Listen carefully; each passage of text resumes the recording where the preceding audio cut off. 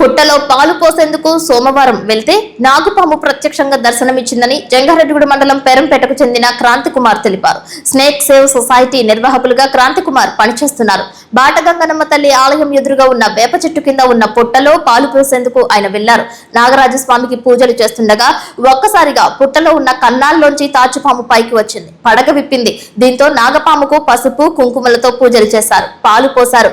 దిగు దిగు నాగా, దివ్య సుందర నాగా అంటూ గీతాలను ఆలపించారు. మరికొంతమంది ఈ దృశ్యాలను చరవాణిలో బంధించారు.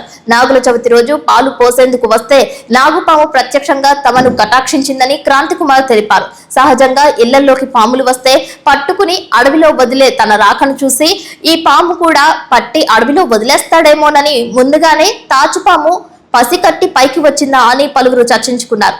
అదేమో గాని నాగుల చవితి రోజు ప్రత్యక్షంగా నాగేంద్ర స్వామి కనిపించడం, పూజించడం అరుదైన దృశ్యాలుగా తెలియజేస్తున్నారు.